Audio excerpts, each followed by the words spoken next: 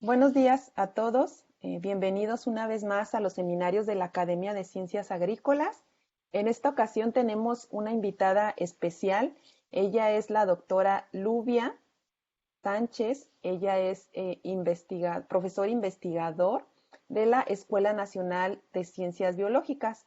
La doctora Lubia, pues ella es egresada del doctorado de aquí, de esta Escuela Nacional. Ella su línea de investigación pues está en el área de inmunología, basada principalmente en el estudio de los mecanismos de muerte celular, evaluación de la actividad antiparasitaria y antineoplásica en modelos in vivo e in vitro y inmunobiología de las enfermedades parasitarias e inmunomodulación. La doctora pues es miembro del Sistema Nacional de Investigadores y el día de hoy nos va a presentar el seminario titulado Infección e Inflamación, propuesta de un modelo múrido para su estudio y para evaluar estrategias inmunomoduladoras. Sin más, pues le cedo la palabra a la doctora Lubia, no sin antes agradecerle nuevamente su participación en los seminarios. Adelante, doctora Lubia. Hola, buenos días. ¿Sí me pueden escuchar bien? Muy bien. Ok. Gracias. Bueno, pues antes de empezar quisiera agradecer la invitación que me hicieron para el día de hoy estar platicándoles un poco sobre lo que estamos haciendo acá en Ciencias Biológicas. Yo estoy adscrita al posgrado en inmunología, soy inmunóloga, entonces pues espero que lo que vamos a platicar el día de hoy sea de su interés.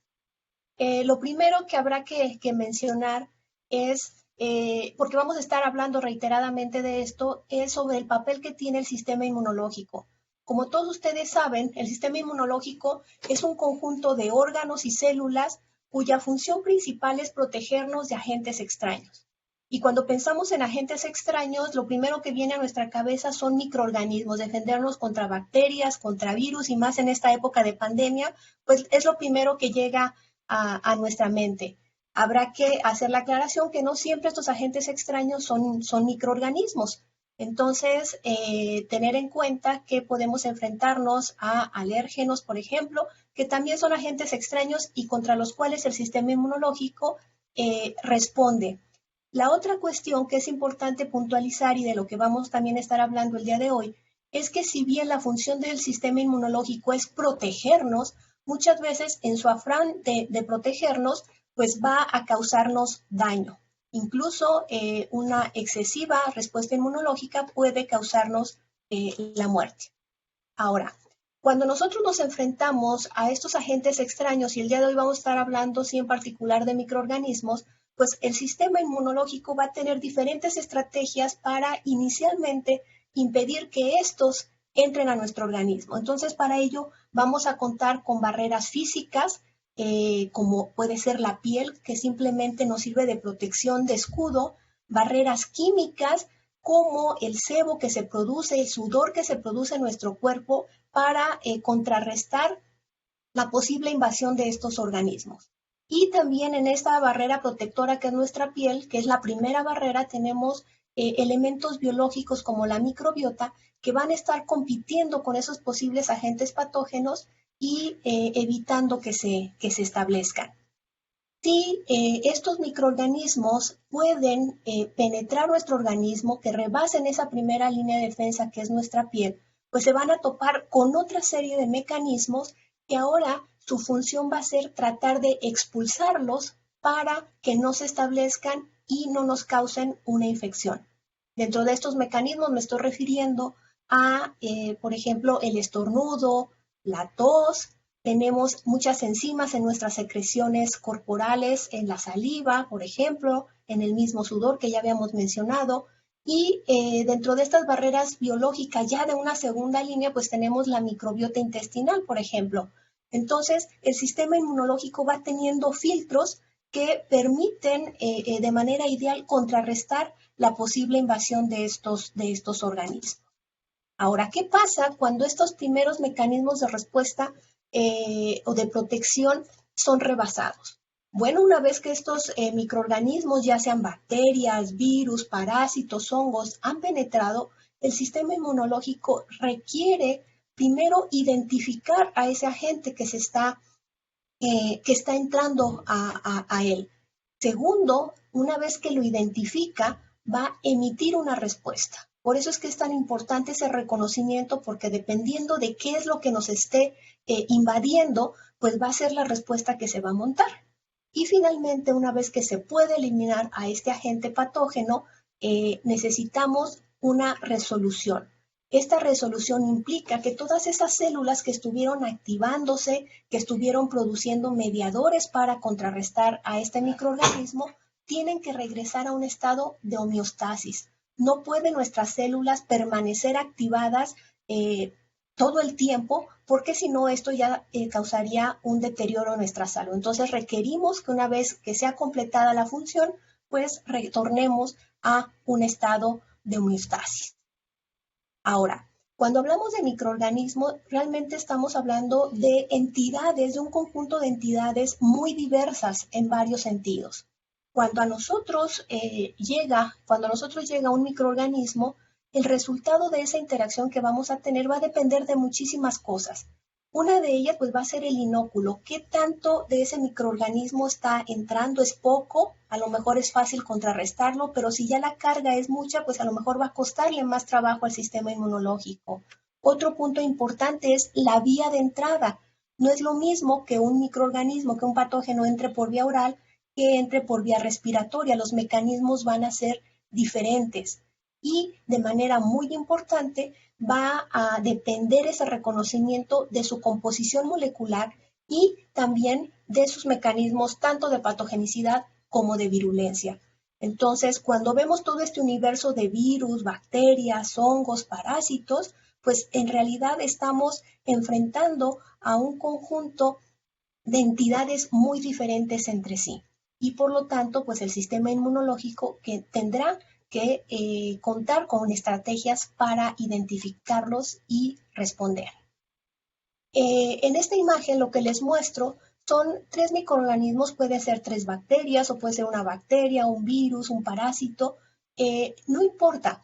La idea de esta imagen es que ustedes se den cuenta que estos microorganismos cuentan en su estructura con moléculas que pueden compartirse entre varios microorganismos. Si tomamos el ejemplo y pensamos que estas 3 sean 3 bacterias diferentes, lo que nos dice la imagen es que la bacteria 1 tiene una estructura, una molécula identificada como un rectángulo rojo, pero la bacteria 3 también lo tiene, es una molécula que comparten.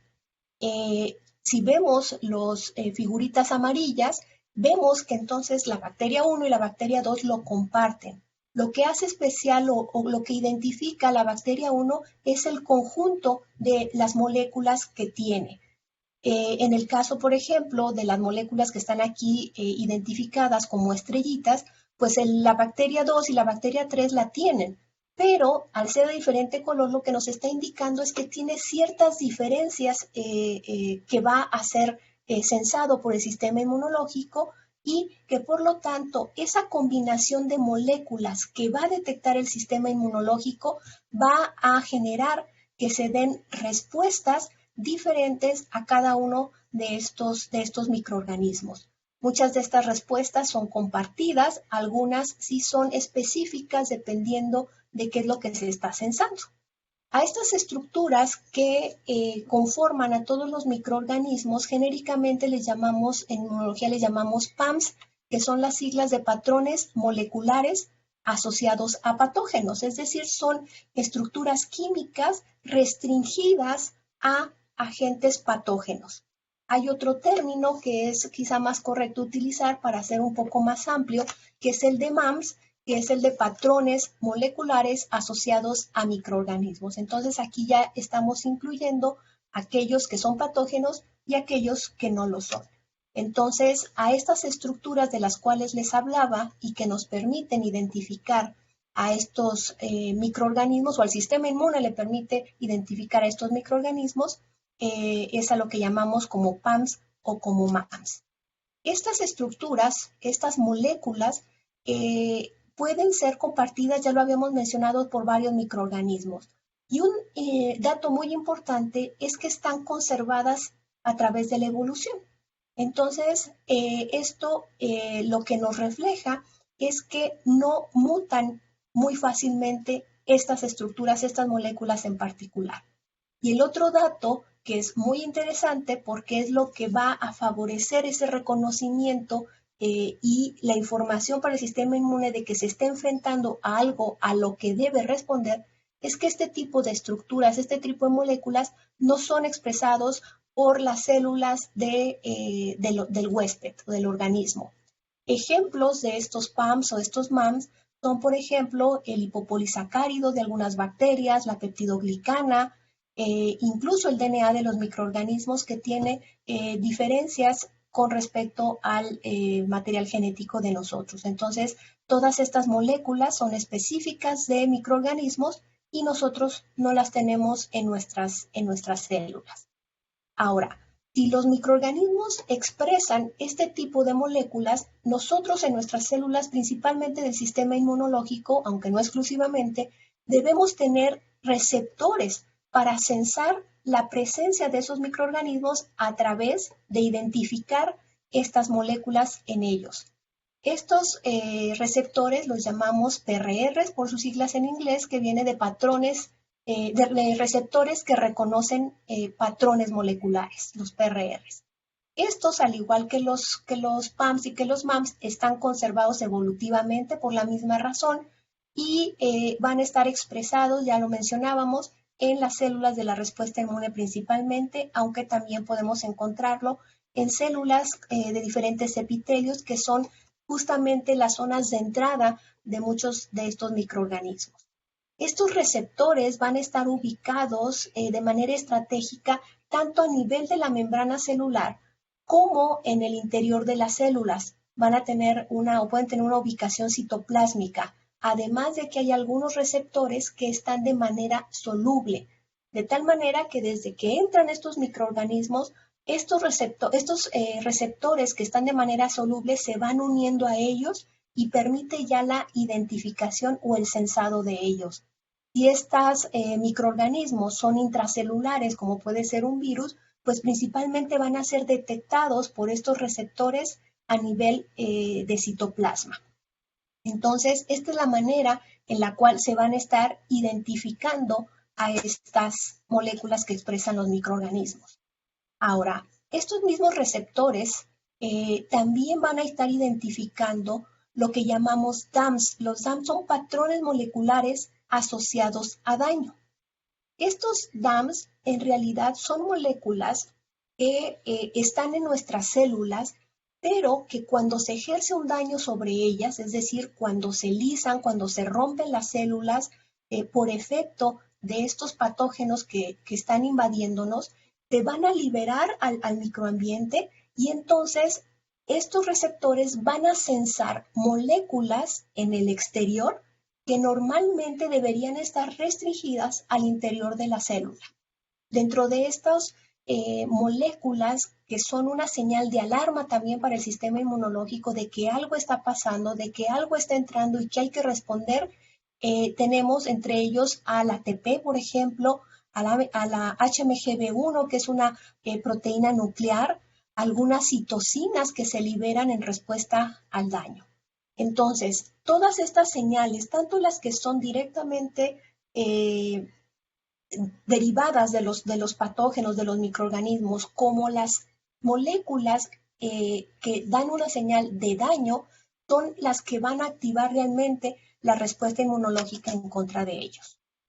Una vez que estos microorganismos a través de estos PAMs o de estos MAMs son reconocidos por los diferentes receptores de los que ya hablábamos, al interior de estas células va a haber una cascada de señalización muy intensa que van a tener como producto final la producción de citocinas, de moléculas que son las que finalmente van a ejercer la respuesta hacia la presencia de estos microorganismos.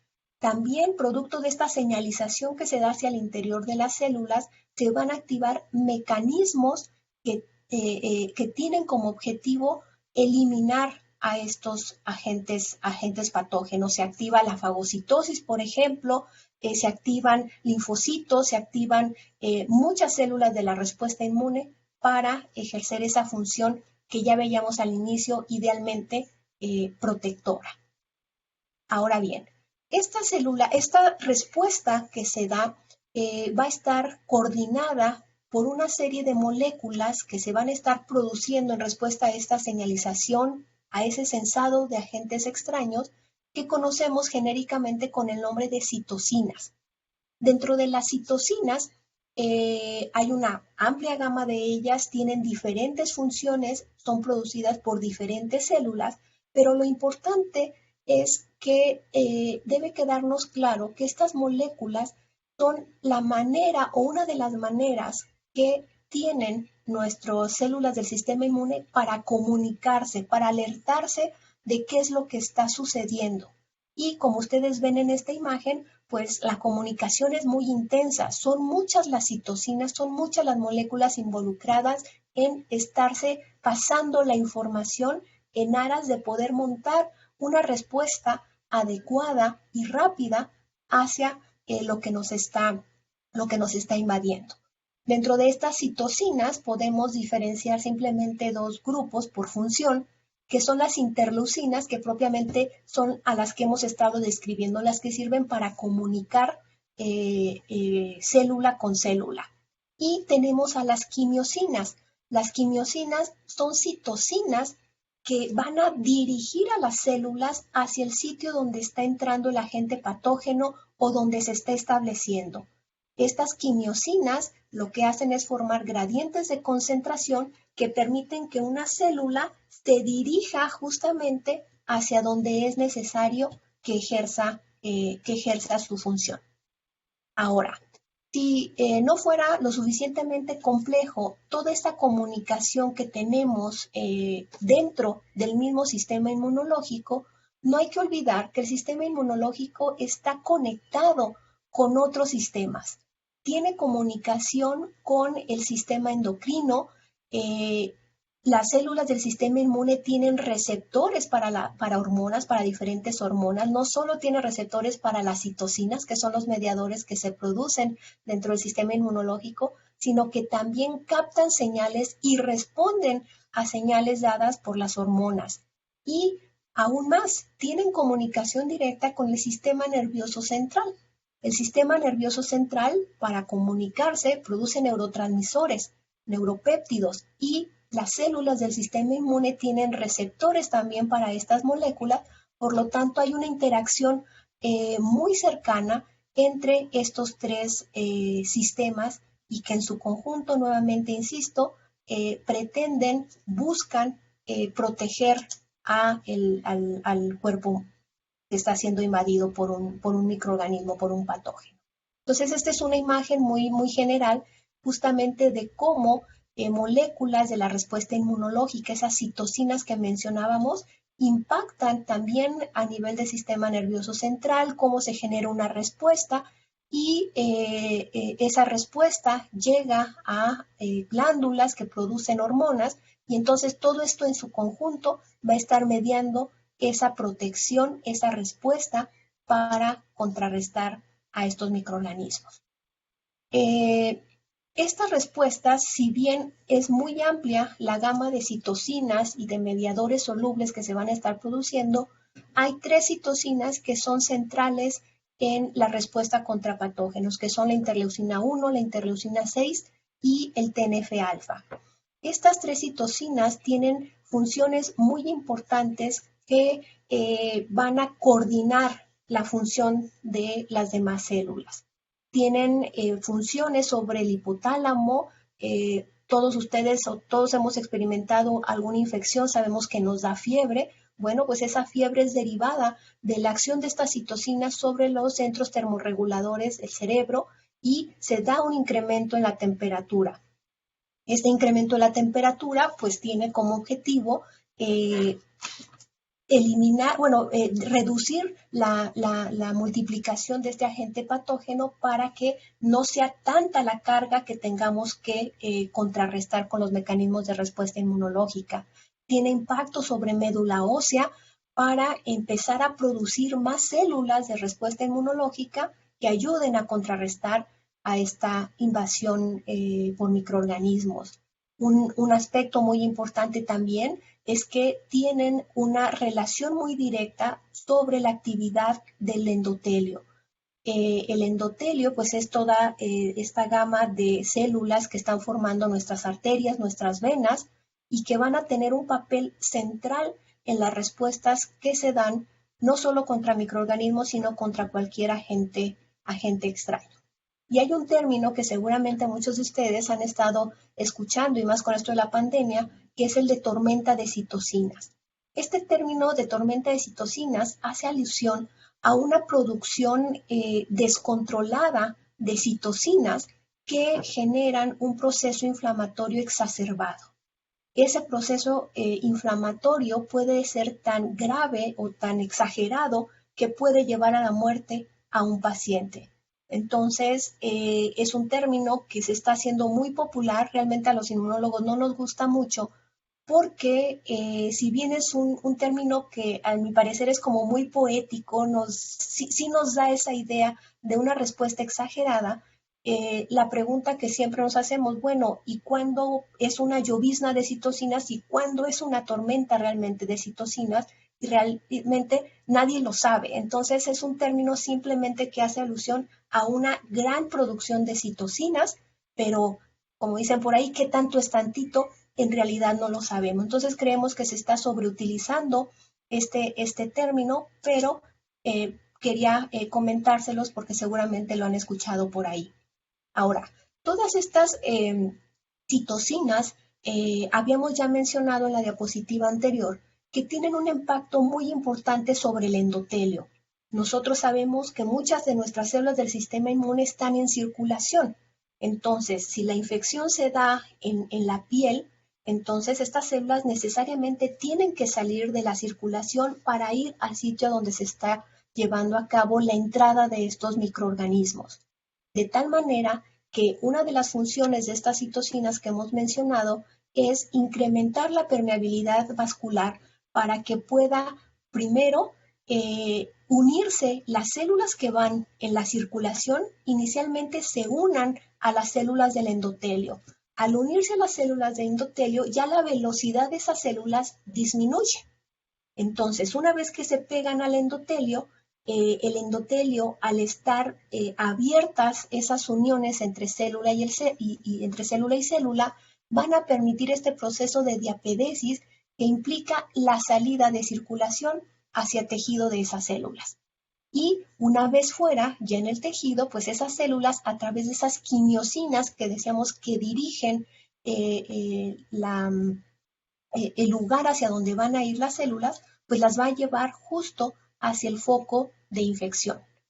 Una vez que llegan aquí, pues las células van a responder a ese agente patógeno produciendo más citocinas, atrayendo al sitio de infección más células y entonces esto se va haciendo cada vez más grande.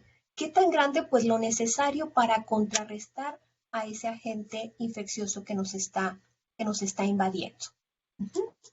Ahora, esta parte de la participación del endotelio decíamos que es muy importante. A todo esto que hemos estado hablando es a lo que nos referimos como un proceso inflamatorio. Y hay que dejar muy claro que si bien normalmente el término inflamación nos habla de algo malo, en realidad es un mecanismo de respuesta inmunológica que se monta para protegernos. Entonces la inflamación, mientras esté controlada, es buena. Entonces, dos características que van a estar presentes a nivel de endotelio cuando hay un proceso de inflamación, pues va a ser la vasodilatación y el incremento de la permeabilidad vascular de la cual ya habíamos hablado y que es la que permite esa salida de células hacia el sitio. Pero además de esa salida de células, también va a haber salida de líquido, salida de plasma, que es lo que realmente va a dar ese fenómeno de hinchado o de estar inflamado, que es como coloquialmente nos referimos a ello, ¿no? Entonces, ese endotelio que llamamos activado y que se activa por la actividad de estas citocinas que se están produciendo, tiene tres características. Se vuelve un endotelio que favorece la coagulación, es decir, va a haber mayor facilidad de formación de trombos, se vuelve adhesivo. Adhesivo implica que va a favorecer que las células que van normalmente corriendo en la circulación se adhieran a estas células para posteriormente pasar al tejido donde está el foco infeccioso, y la vasodilatación, que nos va a permitir ya no solo la salida de células, sino también la salida de líquido y la formación de edema. Todos estos eventos que se llevan a cabo a nivel del endotelio, es decir, a nivel de arterias, de venas, de capilares particularmente, que es donde ocurre más esto, nos va a dar la explicación de 4 de las características clásicas de la inflamación, ¿no? Que es el rubor, el tumor, el dolor y el calor. Hay un enrojecimiento porque hay un incremento en la irrigación sanguínea en la zona donde está ocurriendo este foco infeccioso. Va a haber tumor, que refiere a la inflamación, a la hinchazón que se da por salida de líquido, que es el edema, y es a lo que se denomina tumor dentro de estas características de la inflamación. Va a haber dolor porque todo nuestro organismo finalmente está inervado. Tenemos nervios que transducen señales dolorosas y que al haber justamente esa hinchazón, pues nos va a generar activación de estos de los nervios y nos genera dolor. Y calor, porque ya decíamos que estas citocinas impactan sobre los centros termorreguladores del cerebro y va a haber un incremento de la temperatura corporal. Esta imagen que les pongo en el lado derecho es justamente las características de la inflamación, ¿no? Que son el calor, el rubor, el tumor y el dolor. La quinta, que es la pérdida de la función, la vamos a ver más adelante, y es sobre todo se va a presentar de manera evidente cuando ya este proceso de inflamación es un proceso exacerbado, que no se controla de manera adecuada. Entonces, cuando hablamos de proceso inflamatorio, lo que nosotros debemos entender que es la respuesta del tejido vascularizado a una lesión que puede ser causada, como le estamos viendo en el día de hoy, por la entrada de microorganismos, pero también puede ser causada por algún daño mecánico, algún golpe, alguna quemadura, etcétera. Cuando todos estos mecanismos entran en función, que son todavía podríamos hablar como de la primera línea de defensa a varios niveles, se echan a andar o empiezan a echarse a andar nuevos mecanismos, ahora mucho más específicos. Decíamos que hasta ahorita habíamos hablado de receptores que reconocen moléculas que pueden ser comunes a más de un microorganismo. A partir de ahora se empiezan a echar mecanismos que son altamente específicos y que van a responder solamente a aquellas moléculas que se expresan en el microorganismo que esté invadiéndonos. Y el mecanismo que todo mundo conocemos es la producción de anticuerpos, esos anticuerpos que son altamente específicos, que van dirigidos, insisto, solo contra el microorganismo, contra una estructura del microorganismo que expresa él, y en principio ningún otro microorganismo. Entonces aquí ya empieza una segunda etapa de respuesta mucho más específica, pero también que requiere de mucho más tiempo para que esté lista y que pueda ser eficiente. Aquí les pongo con respecto al tiempo cómo están estos mecanismos. En horas están presentándose los que llamamos de respuesta inmune innata, y que es prácticamente a los que nos hemos estado refiriendo en esta plática, y posteriormente van a empezar a aparecer ya los de respuesta inmune adaptativa con los anticuerpos, entre otros mecanismos, pero me refiero a los anticuerpos porque son los que todo mundo tenemos en la cabeza, ¿no? Cuando hablamos de infecciones y de mecanismos de defensa contra la infección, pero que, bueno, el día de hoy no vamos a hablar mucho de ello. Nos vamos a quedar con esta parte del proceso inflamatorio. Ahora, cuando nosotros estamos montando esa respuesta y está dándose ese proceso inflamatorio, que decíamos que no es malo en principio, nosotros pues vamos a pasar del estado de homeostasis a un estado de inflamación local cuando tenemos ya el contacto con estos microorganismos. Esta inflamación local puede controlarse, puede eliminarse al agente patógeno y volver nuevamente a la homeostasis. Si nosotros no logramos contrarrestar ese agente infeccioso, ese proceso se va a volver sistémico, puede llegarse a volver sistémico. Y si aún en el sistémico no logramos contenerlo, entonces ya esto va a generar una falla orgánica en nuestro organismo que va a causar deterioro en varios de nuestras funciones fundamentales. Entonces, bueno, aquí se los pongo a manera de semáforo, ya que están de moda los semáforos, de cómo va avanzando la gravedad de una respuesta cuando no podemos contrarrestarla y controlarla. ¿Qué mecanismos tenemos para resolver todos estos eventos de activación de células, de producción de mediadores inflamatorios? Pues hay diferentes estrategias. Yo aquí solo les pongo una de ellas, pero hay muchas más. En esta, lo que les quiero representar es que todas esas células que se activaron, que están produciendo mediadores, tienen finalmente que morir. Y esas células, ya una vez que dejan de recibir el estímulo de producir citocinas, de producir incluso anticuerpos, si nos vamos a la parte de respuesta adaptativa, muchas de esas células mueren al dejar de recibir el estímulo y desaparecen. Entonces es una manera de regresar a esa homeostasis que teníamos en un inicio.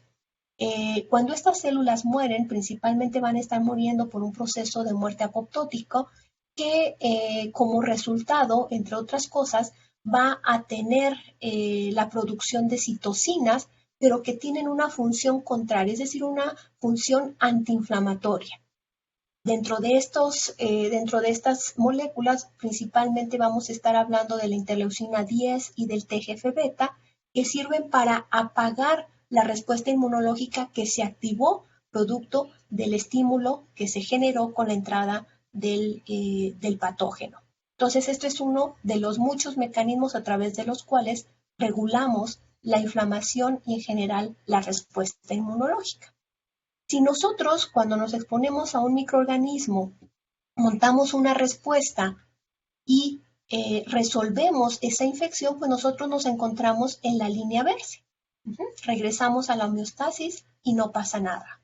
El problema, decíamos, es que en muchas ocasiones no podemos nosotros resolver esa infección y el proceso o la respuesta inmunológica continúa. Y entonces ya tenemos un proceso inflamatorio exacerbado donde podemos llegar a tener ya una falla orgánica múltiple y que en muchos de los casos pues nos va a generar la muerte. Cuando nosotros tenemos esa respuesta inmune exacerbada en respuesta a una infección, estamos ya en el punto de la sepsis. La sepsis se define como una disfunción orgánica que pone en peligro la vida y que está causada justamente por una respuesta inmune no regulada. Esto se da en respuesta a una infección, puede ser por bacteria, virus, hongo, parásito. Y las cifras, no me voy a detener en ellas, pero la Organización Mundial de la Salud señala que 1 de cada 5 muertes totales en el mundo es debida a la sepsis. ¿Por qué la mortalidad es tan alta en sepsis? Bueno, pues porque se descontrola la respuesta y la inflamación excesiva daña a diferentes órganos, como vamos a ver más adelante.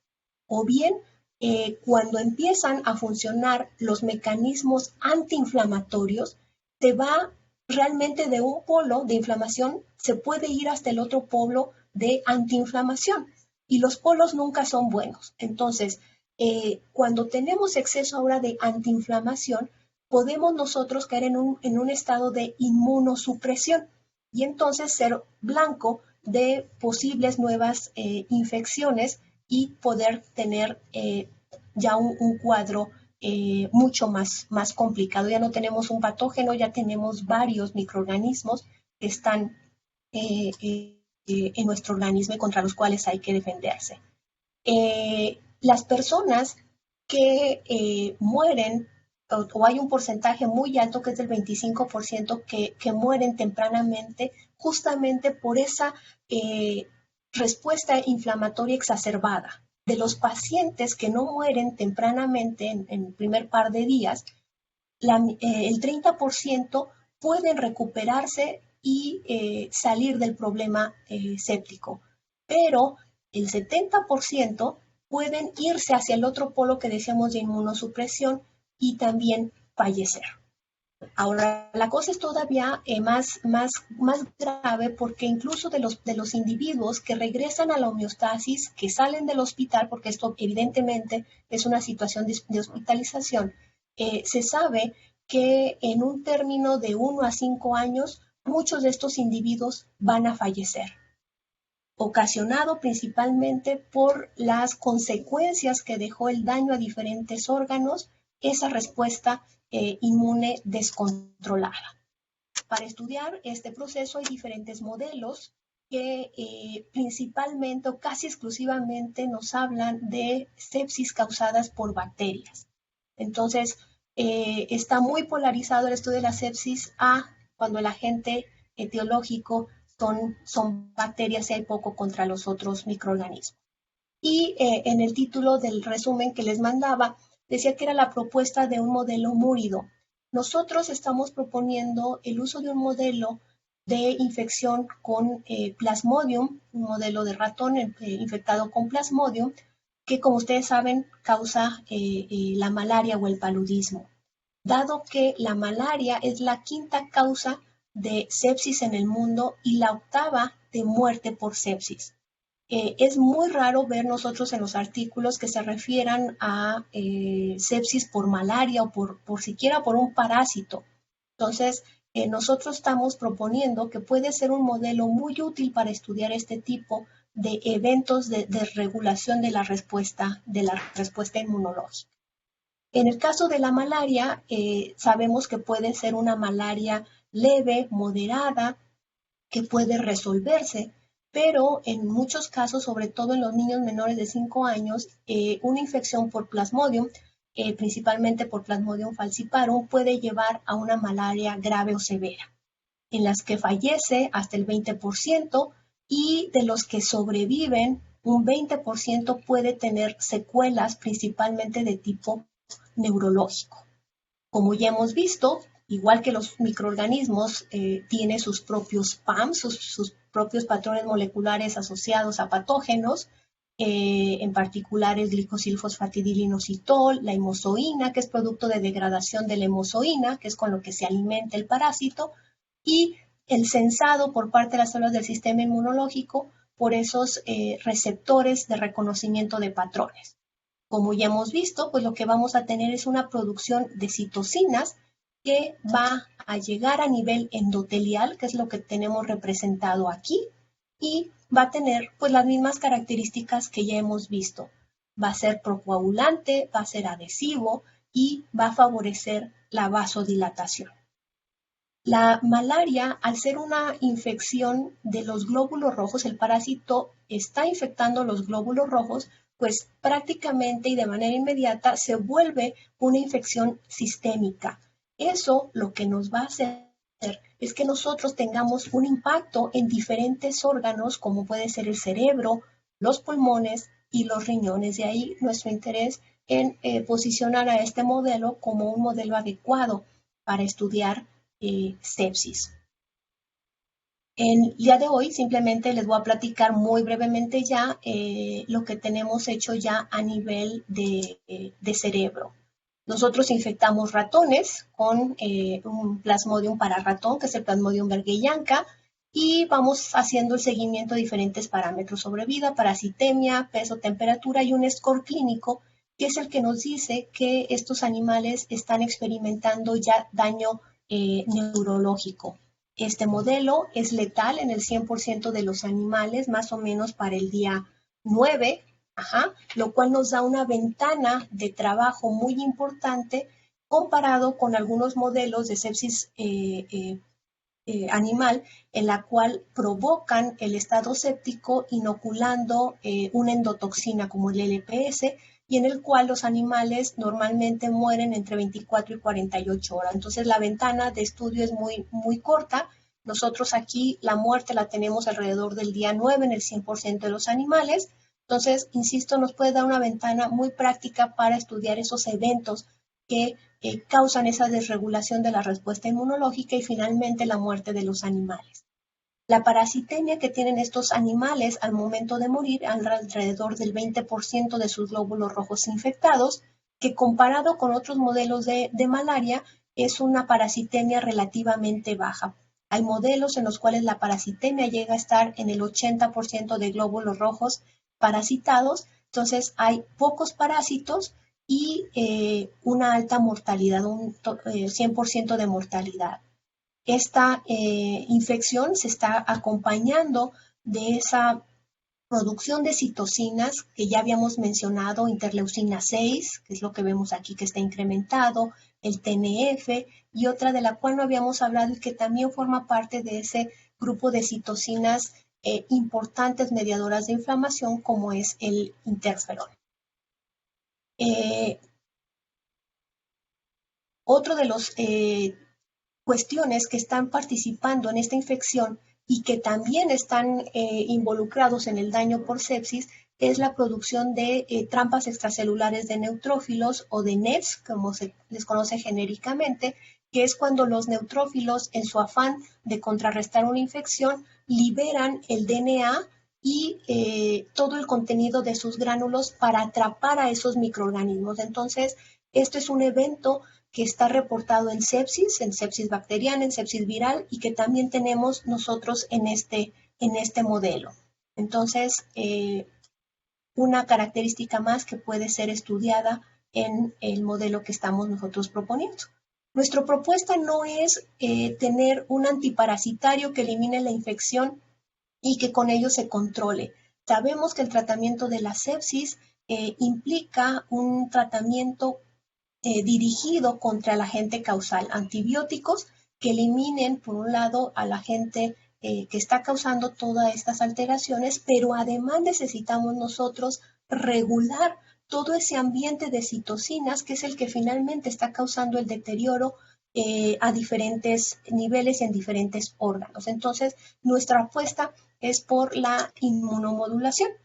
Entonces, en el laboratorio nosotros estamos evaluando diferentes estrategias para modular estas respuestas exacerbadas, descontroladas, a través de péptidos que sabemos y que hemos investigado que tienen propiedades antiinflamatorias, algunos productos de origen natural. Sabemos que la muerte celular, como el caso de la formación de NETs, que conocemos con el término de netosis, participa en la patofisiología de la sepsis, pues podemos inferir que los inhibidores de estos mecanismos de muerte puedan también ayudar.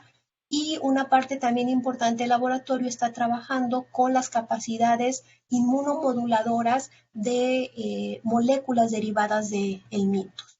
Entonces, nosotros lo que estamos apostando no es a eliminar la respuesta inflamatoria, que en este punto creo que ha quedado claro que es indispensable que se eche a andar para contrarrestar la infección. Lo que queremos es regularla.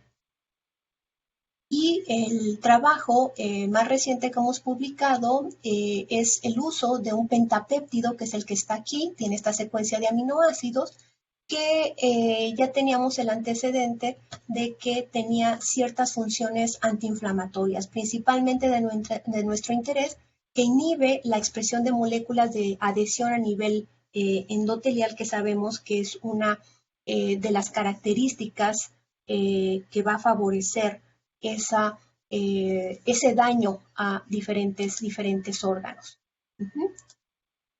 Nuestro esquema de trabajo es infectar los ratones, estar tratando a los animalitos a partir del día 4, ya cuando la infección está establecida, y hasta el día 9, y seguir la sobrevida de estos animales. Nosotros nos enfocamos mucho al día 7 y al día 8 posinfección, que es previo a que estos animales, cuando no están tratados, mueran, porque es cuando se presentan la mayor parte de los eventos que llevan a la muerte a estos ratoncitos.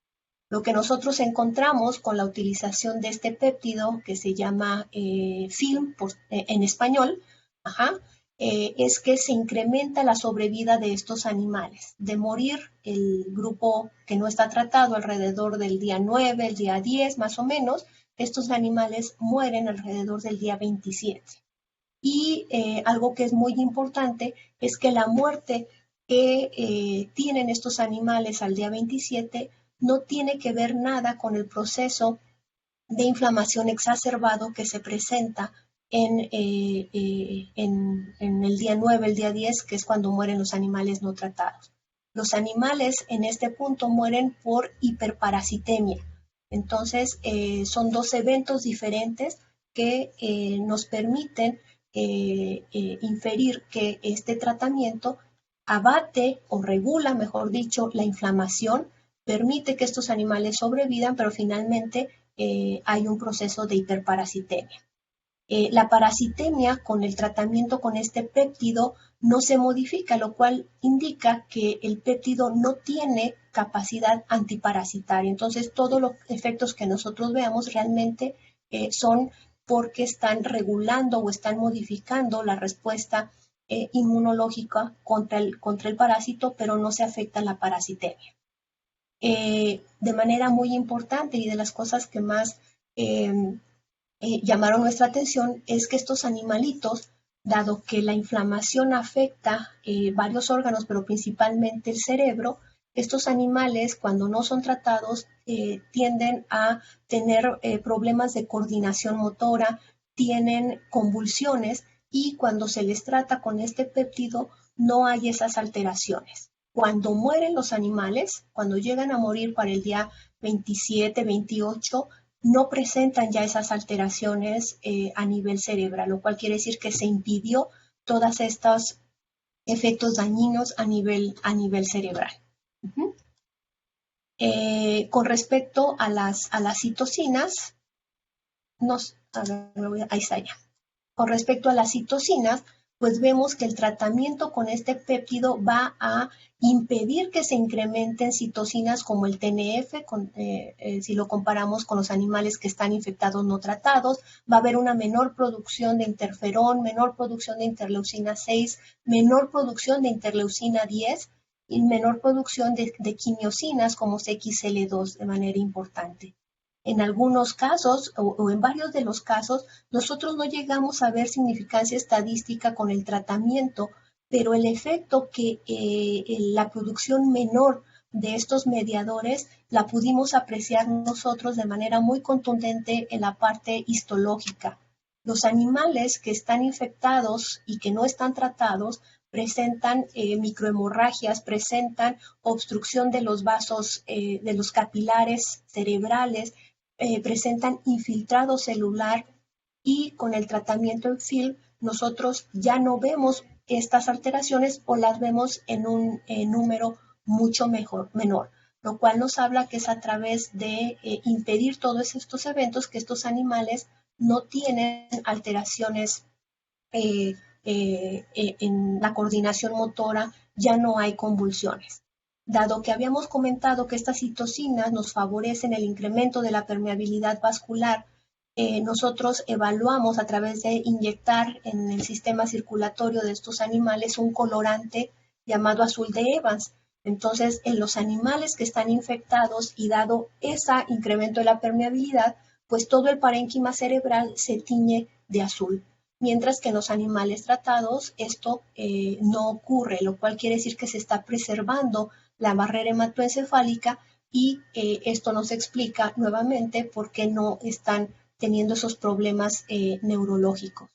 Cuando nosotros evaluamos la expresión de moléculas como estas dos que están aquí, la GFAP y el IVA1, que nos hablan de activación a nivel cerebral de la microglia, vemos que hay una alta expresión de estas moléculas en los animales infectados, de una y de otra, y que con el tratamiento, si bien no se abate esta expresión, sí está importantemente disminuida con respecto a los grupos, al grupo no tratado. Y finalmente sabemos que parte del daño que se ejerce a nivel del endotelio cerebral está mediado también por ciertas estirpes celulares, principalmente los linfocitos T citotóxicos, los CD8 y los neutrófilos. Como ustedes pueden observar, en el caso de los animales infectados, nosotros tenemos células CD8 y tenemos neutrófilos en estos cortes de cerebro. Cuando los animales están tratados, estas células son mucho más escasas, en algunos casos ya no están presentes, entonces ya no está tampoco ejerciéndose el daño por citotoxicidad de los linfocitos CD8, ni tampoco el efecto de liberación de enzimas de los neutrófilos y la formación de las NETs. De tal manera que, bueno, nuestras conclusiones ahorita es que, este péptido que estamos trabajando no tiene un efecto parasiticida, es decir, tiene un efecto directo sobre la respuesta inmunológica y sus mediadores, y que creemos que podemos seguir explorando todavía mucho a mayor detalle cómo es que este film está ejerciendo todas estas funciones que van a favorecer la sobrevida, pero muy importantemente van a estar evitando todo el daño neurológico. Finalmente, no me queda más que agradecerle a los chicos de laboratorio, que son todos los que ustedes ven aquí, pues su trabajo entusiasta para que nosotros podamos tener estos resultados. Y pues no sé, por mi parte sería todo. No sé si tienen alguna pregunta. Gracias, doctora Lubia. Vamos a pasar ahora a la sesión de preguntas por parte de los asistentes. Si alguien tiene alguna pregunta, algún comentario para la doctora Lubia, lo puede hacer directamente abriendo su micrófono o a través de la aplicación, levantando la mano o escribiendo también la pregunta en el chat. ¿Alguien tiene alguna pregunta, algún comentario para la doctora Lubia?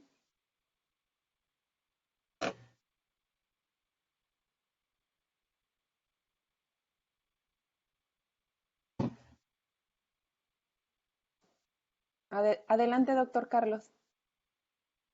Muchas gracias, doctora Eli. Doctora Lubia, muchas gracias por su interesante conferencia y muchas gracias por aceptar la invitación. Y bueno, voy a poner mi cámara también aquí. De hecho, hasta ahorita me di cuenta que la tenía apagada, perdón. No, miren, tengo dos preguntas. La primera es, sabemos que crear un modelo siempre representa un reto. Y esta es mi primera pregunta. ¿Qué reto o retos principales se enfrentaron ustedes para desarrollar este modelo hasta este momento, verdad? Pensando para todos los estudiantes y para todos los que trabajamos en esto, que eventualmente decimos, bueno, queremos hacer un modelo, pero sabemos que tiene implicación. Voy a platicar un poquito sobre eso. Claro que sí. El primer reto que enfrentamos, y quizá entre los asistentes pueda incluso verificarse esto, es que no hay mucho interés por las enfermedades parasitarias, desafortunadamente.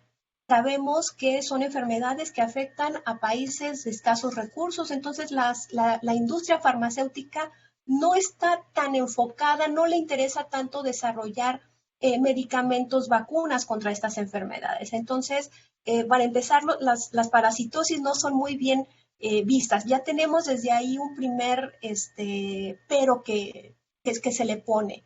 Creo que el segundo reto es porque justamente la sepsis normalmente está asociada a infecciones por bacterias.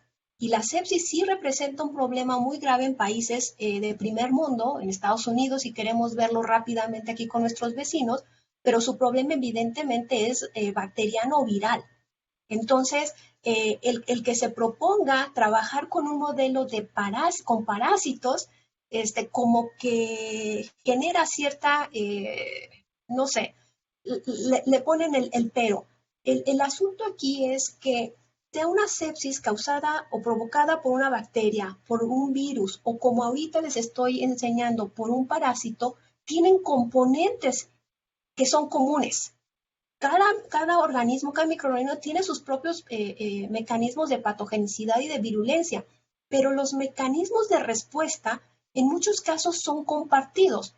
Entonces, si yo tengo una sepsis bacteriana que hay un incremento de la permeabilidad y yo en nuestro modelo de enfermedad parasitaria también lo tengo y lo puedo controlar, pues no hay razón por la cual no podamos nosotros trasladar esa información a un evento que es de mucho más interés, que es la parte bacteriana, la parte viral, y demás. Entonces, sí es un poco de conflicto de permear este tipo de acercamientos, de ver las cosas desde otra perspectiva, pero para resolver un problema que es común. Entonces, es simplemente tratar de convencer con la evidencia. No es fácil, pero hay que hacerlo. Excelente, doctora. Voy a ceder la palabra a otros colegas que tienen preguntas y al final, si queda tiempo, le haré mi segunda pregunta. Claro Gracias, que sí. doctora. No, al contrario. Gracias. En el chat tenemos un par de preguntas. María Concepción Lora dice, ¿tiene idea del mecanismo de acción de la sustancia? Supongo que se refiere al péptido que había mencionado. Sí, sabemos que es capaz de actuar a nivel de NF-κB, que es como el agente central para muchas respuestas, para controlar muchas respuestas. No sabemos exactamente cómo lo hace, sabemos las consecuencias de ello. En otros modelos, ya no solo en el de nosotros, lo que se ha visto es que la administración de este péptido disminuye la expresión de moléculas de adhesión. Ajá. Entonces, eso es un papel vital para nuestra visión, ¿no? Que sabemos que eso es un problema, el que haya demasiadas moléculas de adhesión.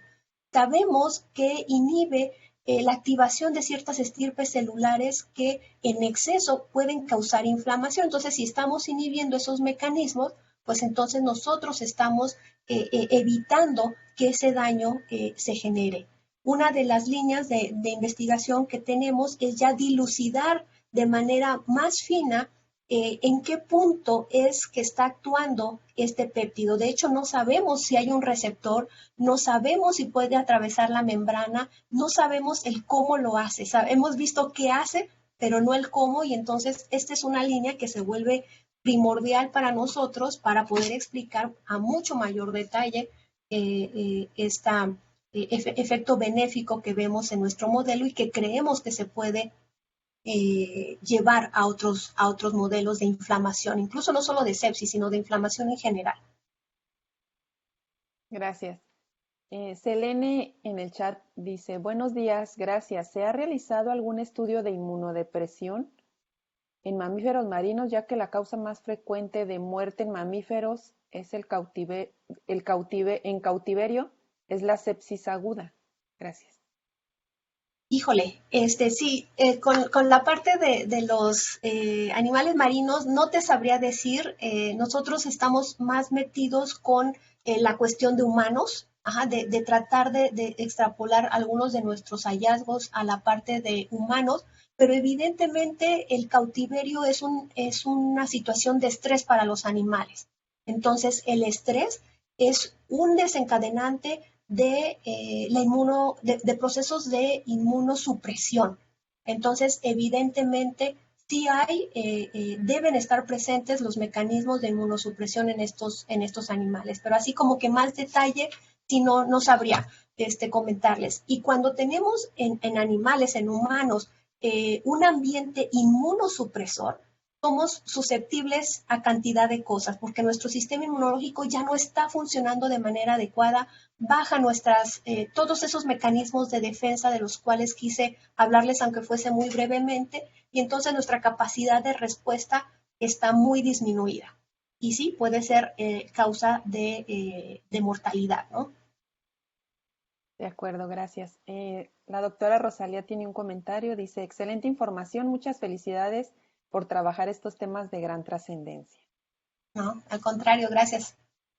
Juan Carlos Pérez dice, buenos días, cuando una infección es aguda, entiendo que quería decir, se pueden medir varios parámetros fisiológicos, pero cuando es crónica los parámetros fisiológicos tienden a mantener la homeostasis, como los parámetros de estrés oxidativo. ¿Qué otros parámetros son mejores indicadores?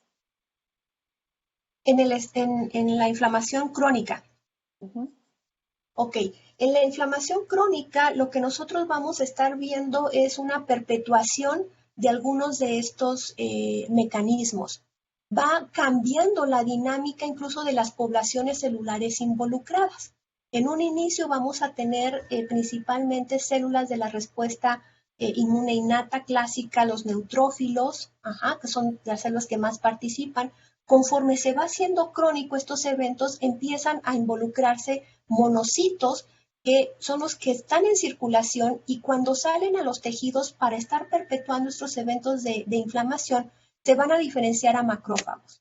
Entonces, un elemento principal que uno puede evaluar es la funcionalidad de estos macrófagos, ver cómo están respondiendo, porque ya una vez que estos eventos se van a perpetuar, pues incluso los mismos macrófagos pueden tomar caminos de diferenciación que pueden favorecer más inflamación o pueden favorecer también ya la parte de resolución que tiene que ver con la cicatrización, por ejemplo, ¿no?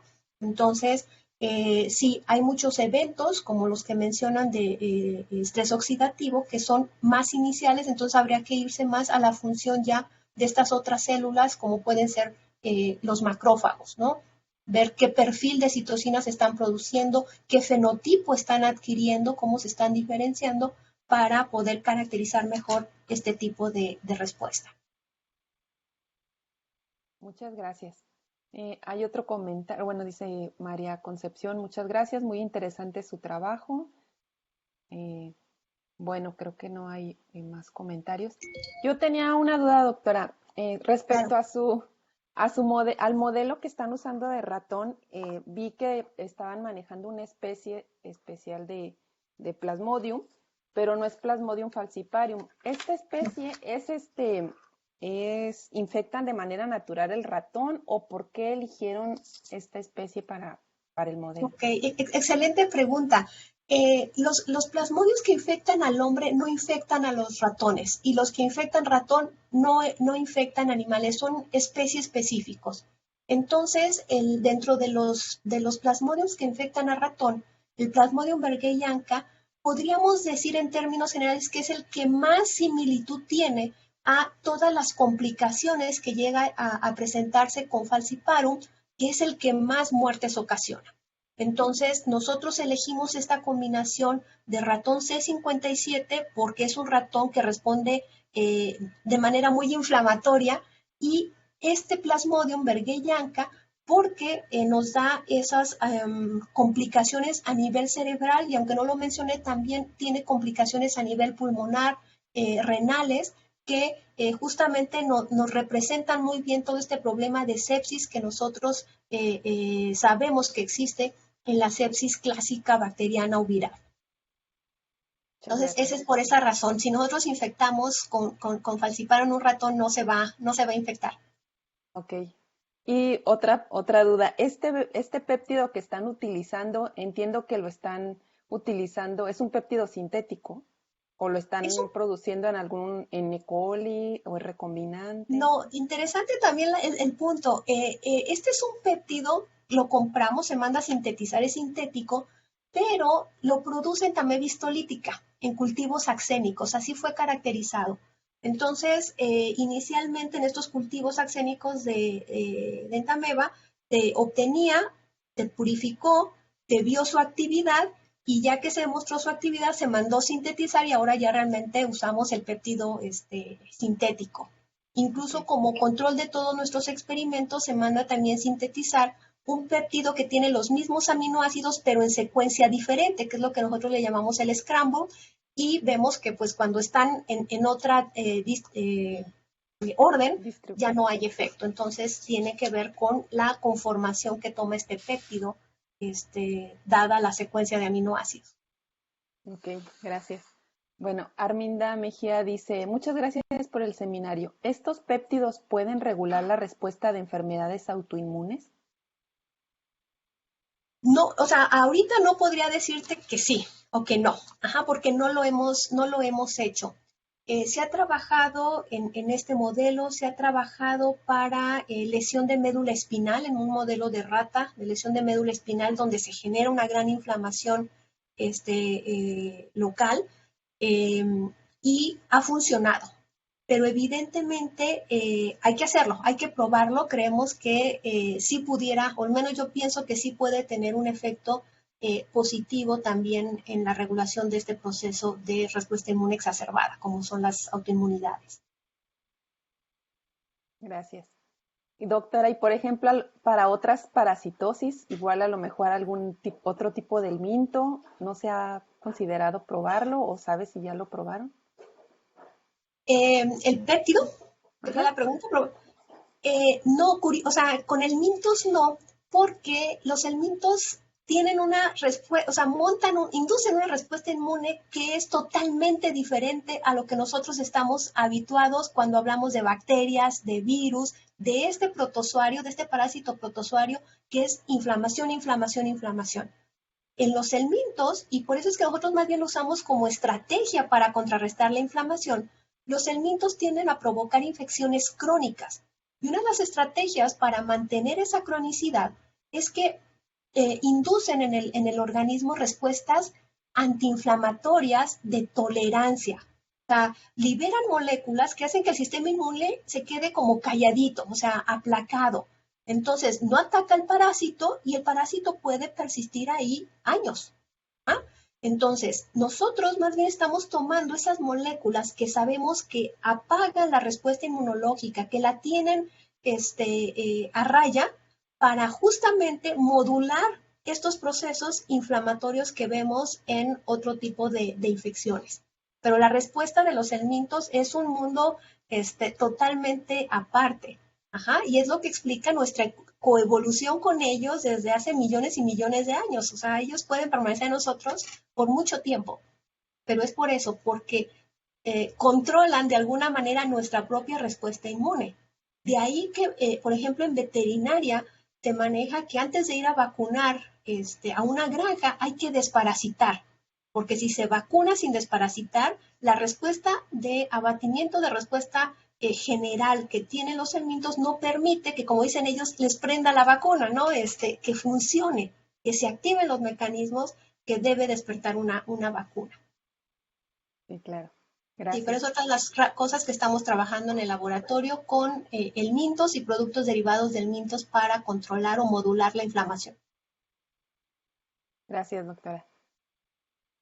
Doctor Carlos, ¿tiene algún comentario? Mi segunda pregunta, ahora nos solicitan, o más bien ahora hay una política de divulgar más lo que hacemos. Y ustedes, incluso en nuestro programa de posgrado, la maestría, el doctorado, están procurando que nuestros estudiantes cada vez más se acerquen a esto, a la divulgación de lo que hacen, de una manera amena, sencilla, clara. Ustedes, sé que ustedes acaban de formar un grupo de divulgación que se llama Inmunobichos, Dichosa. y si nos platicara un poquito sobre ello para entusiasmar sobre todo a nuestros estudiantes de estas actividades que se pueden hacer complementariamente a la investigación, por ejemplo, la que están haciendo ustedes. Claro que sí. Nosotros pues decidimos formar un grupo de divulgación. Realmente son los miembros de mi laboratorio los que estamos participando en esta propuesta. La idea, y quería ponerles yo esta imagen, si la puedan ver, ¿ah? Que es tener una página en Facebook y en Instagram donde nosotros pudiéramos, como ven ahí en la diapositiva, compartir información. Nosotros queremos dirigir esta información al público en general. Principalmente queremos enfocarnos en chicos que están en la preparatoria, en la licenciatura y en el posgrado. Si bien son públicos que tienen diferente nivel de conocimiento, en esta página lo que queremos es dar información para toda esta gama de personas, ¿no? Entonces tenemos secciones que son para los chicos de preparatoria, bueno, y para todo mundo, que uno de ellos es, por ejemplo, preguntándole a los expertos. Entonces, con la gente que sabemos que es experta en algún tema, sobre todo, claro, relacionado con inmunología, le mandamos un cuestionario, 3 preguntitas muy sencillas, nos las responden en un vocabulario muy ameno, sencillo, y con ese material desarrollamos infografías que vamos a ir, que se van a estar publicando. Tenemos también infografías sobre las diferentes células del sistema inmunológico, como su ontogenia, sus funciones, y entonces es tratar de que los chicos de laboratorio puedan digerir toda esa información, que la puedan plasmar, como decía el doctor Carlos, de una manera muy sencilla, muy amena, que pueda llegar a ese público. Tenemos también una sección de los miércoles, que es de Mujeres en la Ciencia, donde son infografías de diferentes investigadoras nacionales e internacionales, donde queremos pues dar a conocer qué es lo que están haciendo en términos generales, que motive a los chicos a dedicarse a la ciencia, no estar enterados de ello. Tenemos para ya, pues quizá ahí sí más para los de posgrado, los lunes de paper científico, donde elegimos un artículo, hacemos una especie de resumen en español que viene acompañado de alguna imagen importante del artículo para transmitir algún conocimiento que se esté generando en alguna línea de investigación dentro del campo de la inmunología, ¿no? Entonces, realmente el interés surgió para que los chicos, como decía el doctor, se interesen. Y la otra parte que creo que, al menos a mí fue lo que más me ha impactado con todo esto de la pandemia, es que la gente le cree más a una cadena de WhatsApp que no sabemos ni quién la escribió, ni con qué intención la escribió, porque evidentemente trae información falsa, maliciosa, o sea, malintencionada, de desinformar, de generar pánico en algunos casos, a cuando uno les dice las cosas, ¿no? Entonces, fue muy triste ver que la gente creía más en los WhatsApp que en lo que uno, como persona que se dedica a esto, pudiera explicarles. Entonces, fue convencer a los chicos de que teníamos que hacer algo.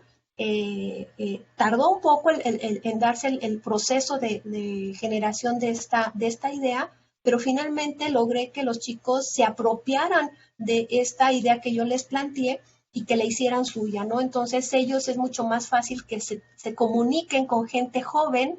Ajá, uno, quiero pensar que todavía estoy dentro de los jóvenes, me hago esa ilusión, pero bueno, ellos tienen, o sea, los jóvenes tienen una manera de comunicarse muy particular, y entonces, pues esa es la idea, ¿no? Aterrizar de manera muy sencilla ideas, conceptos, el gusto por la ciencia, para que nosotros podamos incluso fomentar estas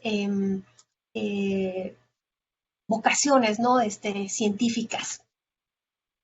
Excelente, Y doctora. pues ahí vamos a estar publicando cosas que esperemos que sean interesantes, que la gente le guste, pero incluso es curioso y sí me gustaría comentarlo, todavía más allá de la parte de divulgación, que es el objetivo esencial, internamente hacia el laboratorio ha sido una actividad realmente muy gratificante. Los integrantes se han unido, hemos visto que tenemos artistas dentro de nuestros futuros científicos, entonces hay quien se dedica más a la parte de diseño, otros a la parte de información.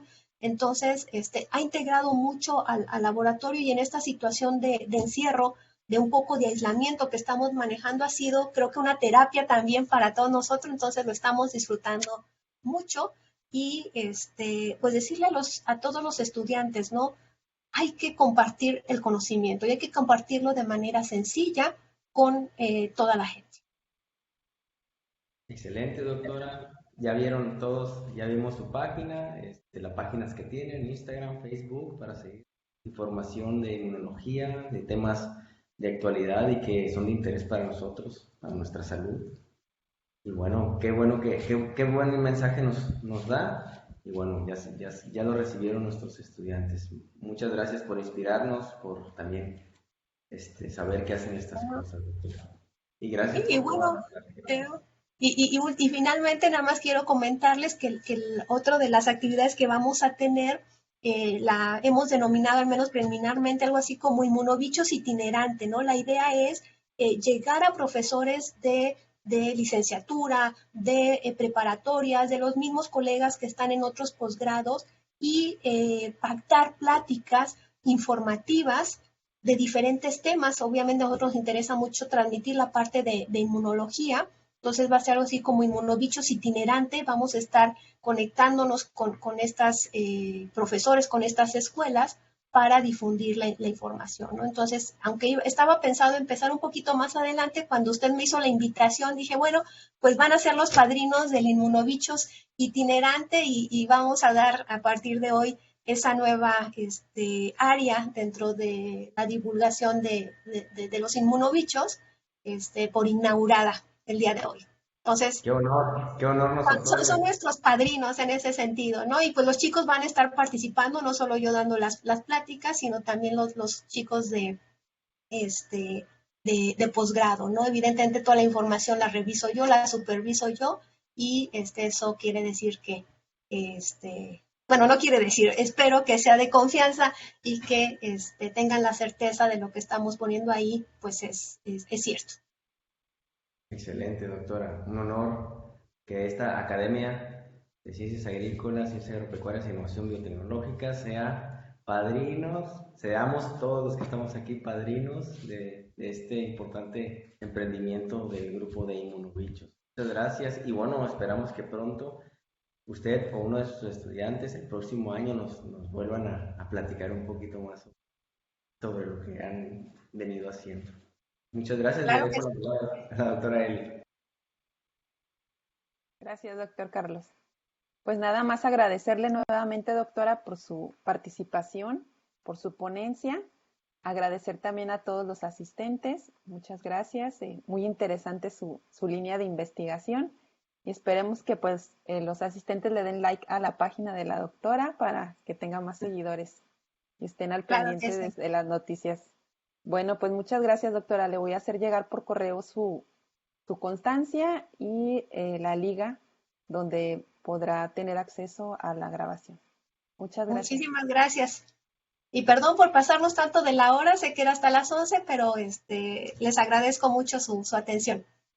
No hay problema.